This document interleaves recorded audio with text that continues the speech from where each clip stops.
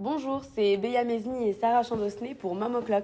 Mom O'Clock, c'est une plateforme qui permet d'écouter tous nos podcasts. C'est devenu pour nous un rendez-vous incontournable chaque semaine. Si vous appréciez, on vous invite à écouter nos divers podcasts et de vous abonner à notre chaîne YouTube et notre newsletter.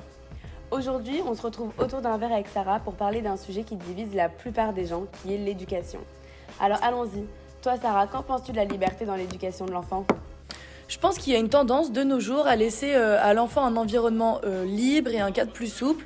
C'est un courant éducatif qui est né aux États-Unis et qui laisse place à l'indépendance. De toute façon, on le voit déjà, je ne sais pas si tu connais les écoles Montessori, elles sont en pleine expansion en ce moment.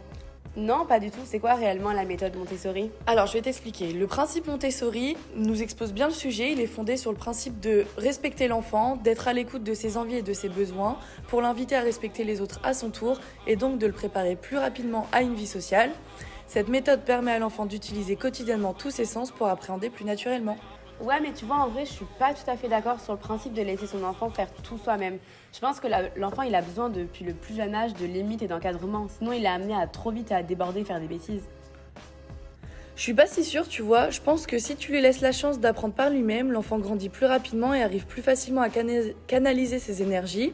Il y a des activités et des sports, par exemple comme le yoga, qui permettent à ton gamin de l'apaiser, de le calmer ou de le laisser concentrer. Ouais, mais si t'analyses bien, l'éducation, c'était bien plus strict avant. Bah oui, mais je le vois bien dans mon entourage. J'ai une amie qui a décidé d'éduquer son enfant en le laissant tranquille. Beaucoup de parents limitent les enfants par peur qu'ils échouent ou qu'ils se fassent mal, mais qui, en contrebalance, peut avoir des conséquences négatives par le manque d'autonomie. T'as raison. La peur n'apprend pas à le protéger ni à le défendre, car on a tendance à le faire à sa place et c'est à ce moment qu'il devient vulnérable.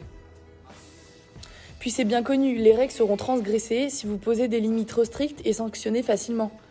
C'est vrai, l'enfant il sera toujours amené à en demander plus et c'est à ce moment qu'il faut savoir lui dire non. Mais dire non ne veut pas forcément dire interdit et limitation de liberté. On ne peut pas tout avoir dans la vie et ça, plus vite il le comprend, mieux c'est. Dire oui tout le temps n'est pas non plus la solution.